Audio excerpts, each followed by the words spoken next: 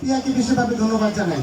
এখন আমি একটু দুইটা কথা বলবো, কথা না বললেই নয়, কারণ আমাদের প্রাণের মেলাটা কিন্তু একদিনের জন্য না। আমি সকলের কাছে অনুরোধ করব এই প্রাণের মেলাটা যেন চলমান থাকে, হয়তো বছরে একবার করবো বা দুইবার করবো, এরকম আর কি। যদি আমরা যেমন আমরা ইফতারি পার্টি করি সেটা ঠিক আছে, এবং প্রাণের মেলাটাও যাতে আমাদের চলমান থাকে, এটা বছরে হোক, একবার হোক বা দুইবার হোক। আর সামনে আপনাদের সকলের কাছে অনুরোধ রইল যে সামনে যাতে আমরা পরিবার নিয়ে আমাদের বাচ্চা, আমাদের স্ত্রী এবং যাদের বাবা মা আছে সবাইকে নিয়ে যেন আমরা এখানে আসতে পারি, সেই ব্যবস্থাটা নিয়ে কর্তৃপক্ষ করেন। যারা সভাপতি আছেন এবং আমাদের যারা আয়োজক কমিটি আছে সকলের কাছে আমাদের অনুরোধ থাকবে তারা যেন এই অনুষ্ঠানটি আরো ভালোভাবে বড় পরিসরে করতে পারেন, যাতে আমরা সকলেই মিলেমিশে একদিন এখানে আসতে পারি। আমার বক্তব্য দীর্ঘায়িত করবো না, একটু কথা বলি, শেষ কথা।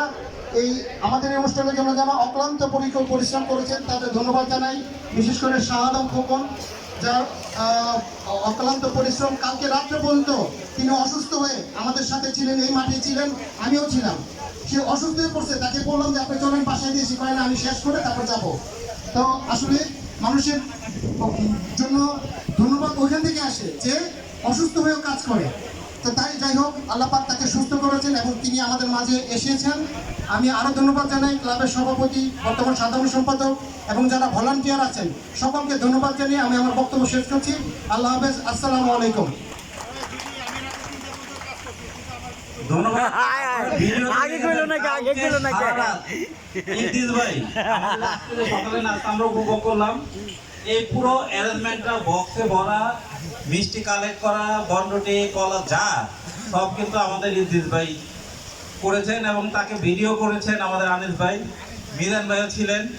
মানে আসলেই এই যে কাজটা আসলে আমাদের ছোট ভাইয়া থাকলে করতো আমরা কখনোই টের পেতাম না, সেটা আসলে এবার আমাদের করতে হয়েছে, কারণ আমাদের ঢাকা কেন্দ্রের দ্বারা আমাদের স্টাফের অনেকেই নেই, এখানে চলে আসছে।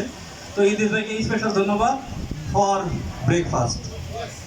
আমি এখন অনুরোধ জানাচ্ছি, আমি আসলে মাঝে মাঝে অনেকগুলো প্রশ্নের উত্তর দিয়ে আসছি। যেমন এবার আমাদের প্ল্যান ছিল যে একটা পিকনিক করব ফ্যামিলি সহ। আমরা প্রথমবার দেখে আমাদের বোঝার জন্য, আমাদের নিজেদের আন্ডারস্ট্যান্ডিং এবং আমাদের সামর্থ্য বোঝার জন্য কিন্তু আমরা এবার পরিবারকে যুক্ত করিনি। আমরা ইনশাল্লাহ এই যেই আগ্রহ দেখলাম, আমরা ইনশাল্লাহ এখন ফ্যামিলি নিয়েও সামনে এরকম বড় আয়োজন করতে পারবো আশা করছি। আমি এখন আহ্বান জানাবো আমাদের বন্ধু লুৎফর রহমান শাহিনকে, তার ছোট